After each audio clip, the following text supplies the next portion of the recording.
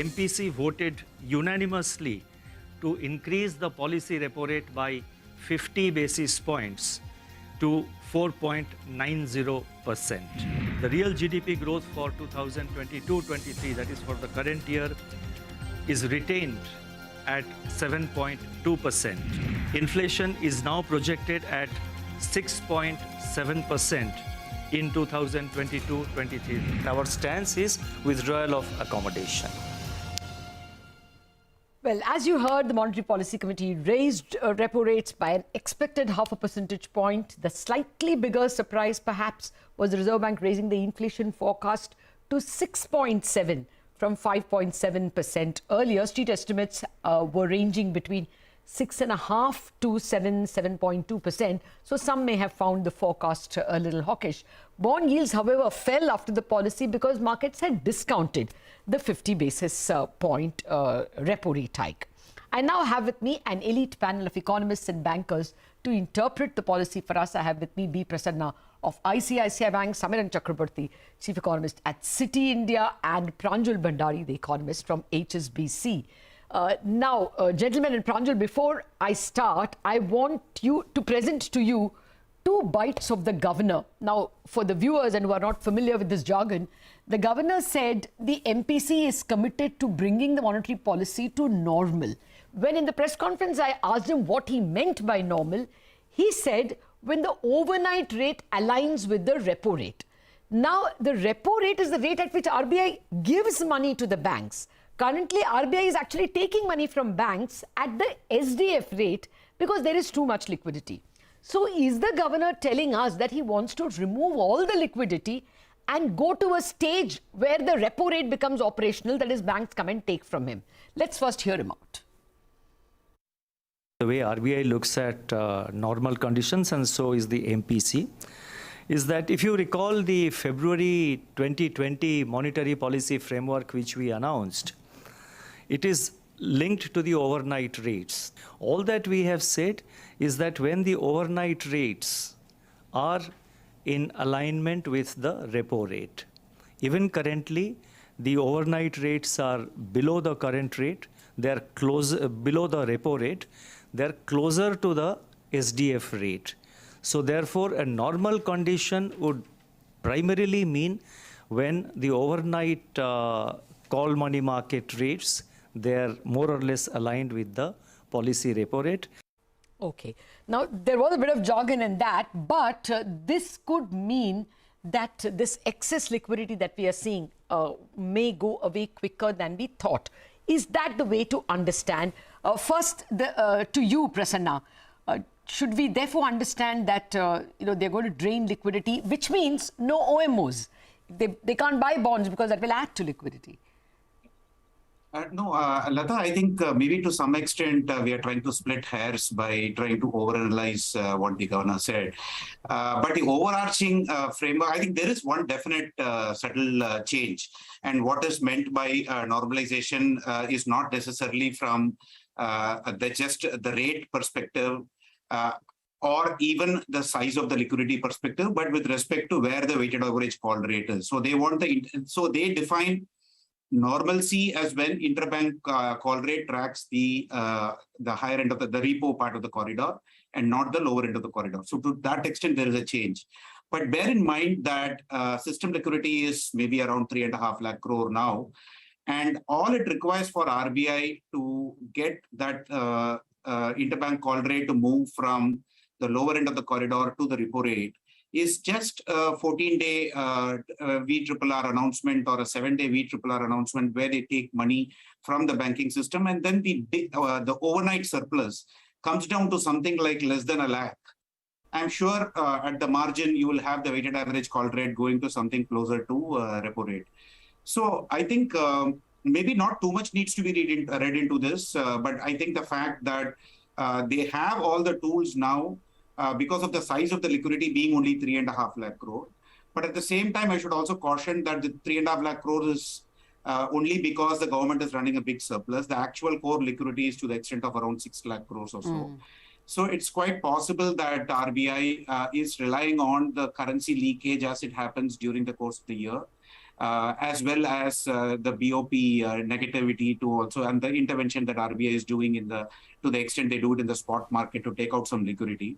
So our estimates show that on a natural process, the liquidity is going to go to closer to neutral or less than 1 lakh crore by end of the year. So any which way, we don't expect RBI to do open market operations in that case, and we didn't expect CRR hike, and they didn't do it as well. So I think that's the long and short of it, Lata. It's actually all the tools are there with RBI. Okay. Samiran, I wanted your interpretation, and I want to add 3 more things that the governor said. One, until now, he has been saying that withdrawal of liquidity is over a multi-year cycle. Suddenly, they started counting multi-year from last year. So that means they can end the liquidity surplus this year itself. As Prasanna says, anyway, it will happen. Secondly, he also, when we asked him about OMO, gave an elaborate explanation of how they can do Operation Twist. That is, sell short-term bonds, buy long-term bonds, and thereby help the program. My point is, withdrawal of accommodation. Even in the stance, they have removed the word remain accommodative.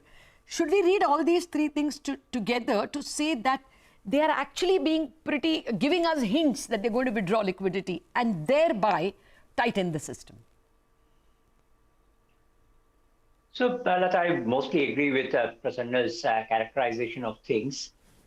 Even on an autonomous basis, there is a drainage of liquidity, particularly when we are all expecting balance of payment to stay in deficit, and RBI continually intervening in the FX market would also drain out liquidity, apart from the natural increase in currency in circulation, which drains out liquidity from the system. The question is that while this autonomous liquidity drainage that is going on, how much of this is going to get replenished by RBI at what pace? Essentially, that will determine the extent of OMO purchases or whatever. The big thing for RBI to decide now is that would they want this to happen in the very short term and achieve that so-called normalization even before October, or they can push this farther down during the year. My sense is if they can push it down the year, then they don't have to take any active measures for further liquidity withdrawal. If they want this normalization, weighted average call rate reaching repo rate to happen before October, then they might have to take some more active measures to achieve that. But overall, the bigger point remains that the RBI would now, or the system will now have to accept that the super surplus liquidity is not going to stay with us any longer. Are you expecting repo rate to become the operational rate in FY23, Samiran? I mean, if RBI wants to, if inflation continues to surprise us on the upside as it has been doing over the last few months, and if some of the upside risks that we have been thinking on inflation, those risks play out, then maybe the RBI's hands get tired and they're forced to move towards getting into this repo rate reaching the weighted average call rate reaching the repo rate even within this fiscal. Is that your case at all, base case or at least a likely case, Prasanna, that the repo rate becomes the operational rate? Yeah, in I think, FY23. I think in FY23 it will happen. I think there will be, that's like an indirect 20-25 basis point rate hike, but that will happen.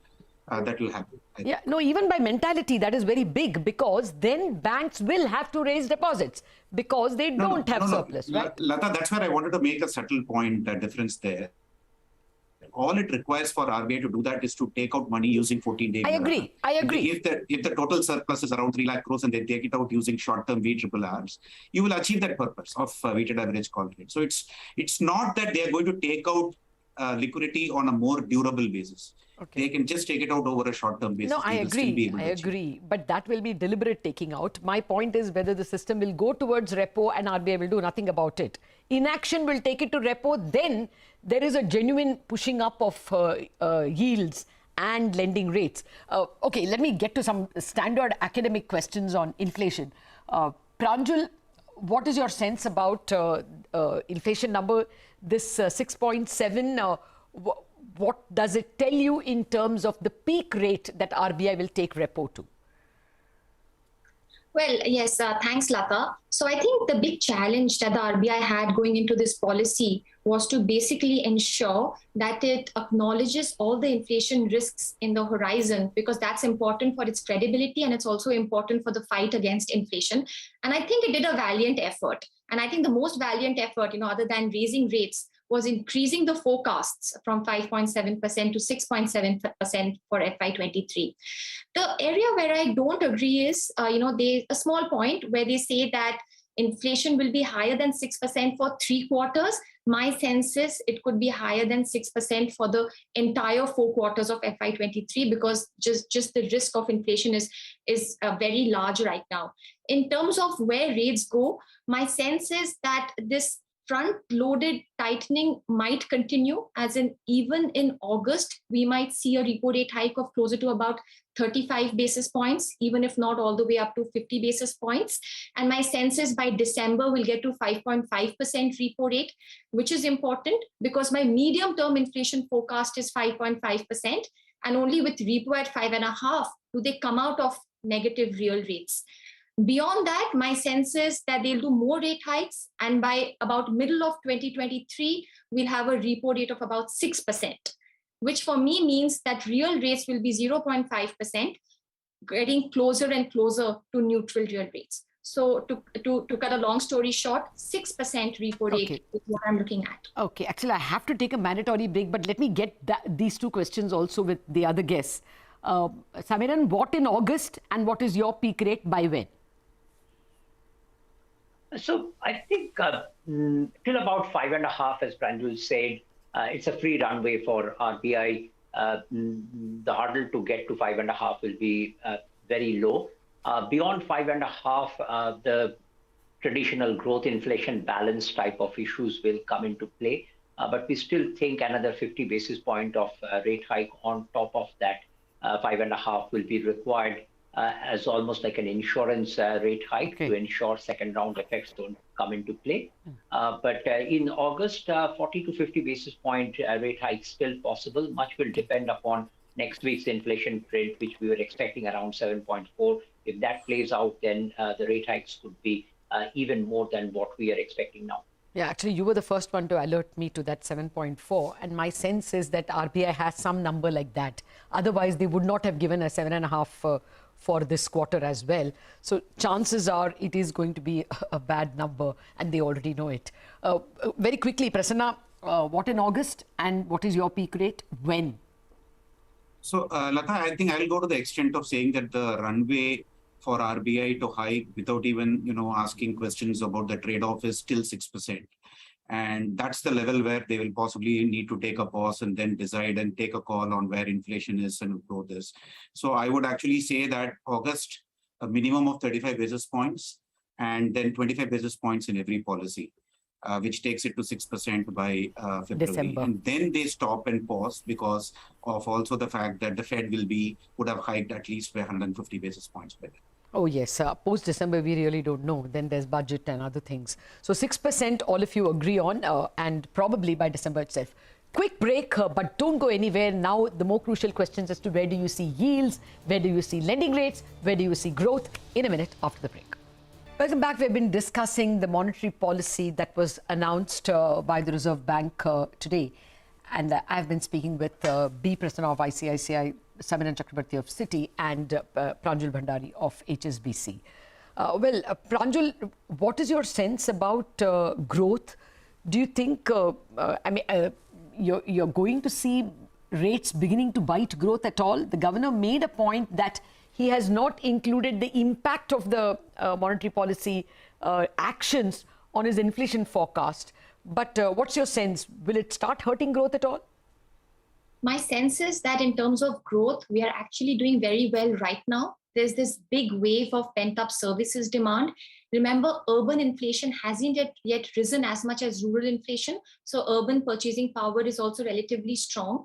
My worry is that in the second half of FY23, growth could begin to slow, as this pent-up wave of services demand fades, as urban inflation catches up with rural, and also as exports begin to slow. So I do worry about growth slowing. In terms of just numbers, my sense is first half of the year, growth will be about 9%. Second half of the year, it will slow to about 5%.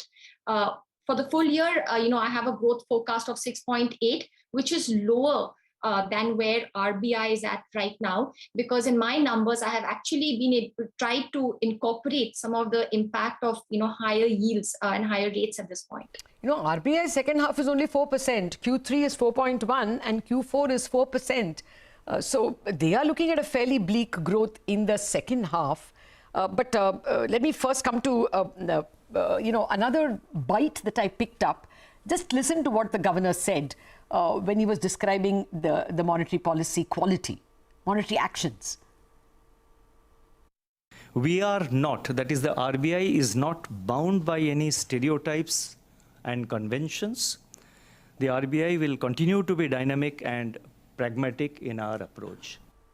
What does this mean, Samiran? Is he saying there can be another off-cycle hike? I mean, what do you mean by we will not be stereotype and we will be unconventional with such deliberate emphasis? I don't think the governor was hinting anything like a intermeeting hike or anything of that sort.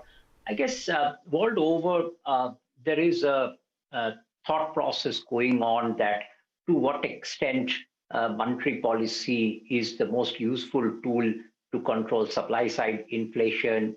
Is it even in a position to affect second round effects through inflationary expectations, etc.? So, it's tough to say exactly what the governor meant by that comment, but it could well be that some of these theoretical foundations of relationships between monetary policy and inflation, which are getting debated across the board, he was referring to those sort of issues rather than referring to an intermediate rate hike. Well, actually, when the governor spoke, he gave the intermeeting policy. At that time, he referred to his April statement and said, why didn't you all guess that we were hinting at an unconventional, at an off-cycle rate hike? Prasanna, I wanted your interpretation as well, whether we should expect that. And more importantly, where do you see yields by December? Is 8% round the corner? So I think I would agree with the way Samiran kind of interpreted the governor's statement. But I'll also add to say that I think there has been off late a lot of noise about how transparent the governor or the RBI should be or the MPC should be in laying out the path for interest rates in the future. And I have just one answer or one suggestion, which is that the world is so uncertain right now, it's virtually impossible for any central bank to give a lot of clarity. And even the Fed, which actually has been giving the dot plot and all that, has been constantly, revising it.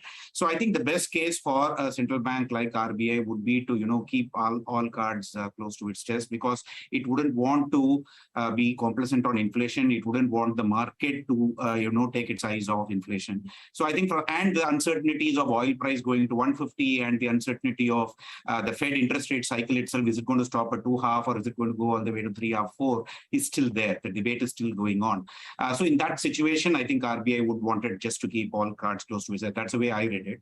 And in terms of answering your question on where do yields go, I think there was a relief rally today. I think, Lata, you also pointed out to that in your earlier commentary.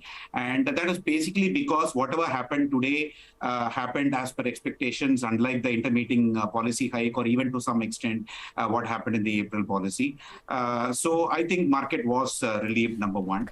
But then when you really look at the fact that any amount of rate hikes getting priced into the market, it does not really get priced in truly till the time we are very, very close to the rate hike cycle getting over. And by that, what I meant is, yields you can argue that the market has priced in much more rate hikes than what RBI is going to potentially deliver, because we all spoke about 6% in this panel, but our market is pricing in 7%. So why isn't the yields falling? That's because we have a series of rate hikes ahead of us, and it's very difficult for the market to take that call. And also that premium is because of the couple of uncertainties that I spoke about. So I do think that there will be a slow grind up towards 775 as the borrowing program happens and as RBI hikes more in the next policy and the policy after that. But if the view were to be that the market is pricing in too much of rate hikes, at some point of time it will reverse, but that time is probably later and it will not. It's not. So the high, 1 minute, very quick answers. High you see is only 775, not 8. And do you see deposit rates going up, Prasanna? No, I think right now we are looking at 775. Maybe if it comes closer to that, and we are still too early in the cycle, and we still have a couple of rate hikes ahead of us, then maybe 8% is also possible. I won't deny that. And in terms of deposit rates, yes, I think, one good thing which has happened is the CRR has not been hiked again. And had it been hiked, it would have been a little bit more of a panic reaction from the banking system, because some banks are at the margin on the LCR, and then they would have to raise CDs and deposits much more aggressively. So what this policy has done is to kind of give some kind of breathing space to the banking system. That is not to say deposit rates won't go up. Of course, it will go up. It will be up to the respective banks to, meet in their ALCOs and announce, depending upon their own liability profile, their own asset profile, and to the extent they're going to grow their asset side. Okay. So I think deposit rates will go up, but it will be a gradual process as we go on. Okay. Well, Samiran, when can RBI tame inflation? Your own forecast, I read your report, you're expecting 7 through the 4 quarters, as even Pranjul said. When do you think they can tame it at all?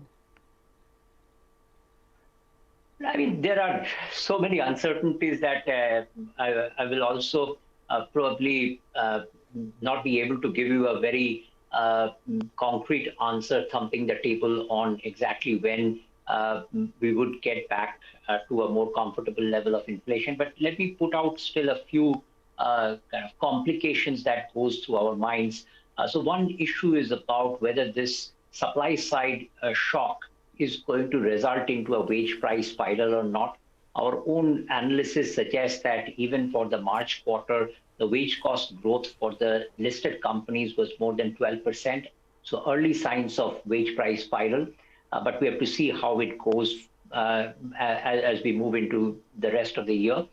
The second very complicated issue is the feedback loop between policy action and inflation. If inflation is higher, then policy action will be stronger, and vice versa. How that feeds into lower inflation is a very tough one to model. In fact, RBI also today has said that in their own forecast, they are not assuming any impact from today's rate hike because it's difficult to model. And the third issue is global. If all central bankers acting together leads to some sort of substantial slowdown in global growth, resulting in lower commodity prices, then India is also a beneficiary out of that. So depending upon all these issues, we would have to take a stance on when we come down at least below the 6% mark. I think 4% is something which is still some time off, but at least coming down below 6% will be the first step. Yeah, 6% is quarters away, 4% I think is years away. Not much time left. Pranjul, your estimate on inflation. What is the FY24 estimate? Yeah, our medium-term inflation forecast with all the uncertainties is currently at around 5.5%. And I think what this really means that despite all the efforts the government has made in terms of cutting tax duties, the RBI is going to be making in terms of rate hikes, draining of liquidity, we are going to be very far away from the RBI's 4% target. So I think that is the one thing that that will give. We are not going to get to 4% for several years. Is what we believe at. Well, all economies have moved to a higher level of inflation, so perhaps RBI will also wriggle out giving that explanation.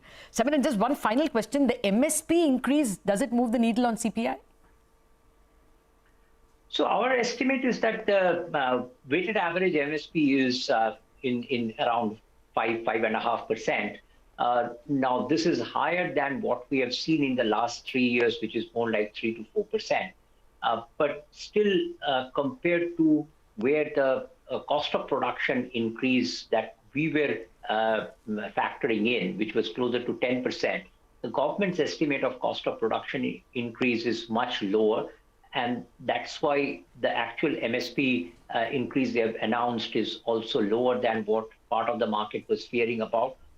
We always believed that in an inflation controlling environment, the government will opt for a lower MSP increase. So this matches with our baseline forecast. So the 35-40 basis point upside risk that we were thinking if MSP increase would have come at 10%, I don't think there is any need for that upside risk to be in our price forecast, in our inflation forecast anymore. All right, got that. So as per both the economists over here, the RBI even at 6.7 is kind of behind the curve, and the actual inflation may turn out to be higher, but the villain will not be MSP. It is going to be anyway at 7%. Prasanna, Samiran, Pranjul, thank you very much for helping us understand the monetary policy announced by the Reserve Bank.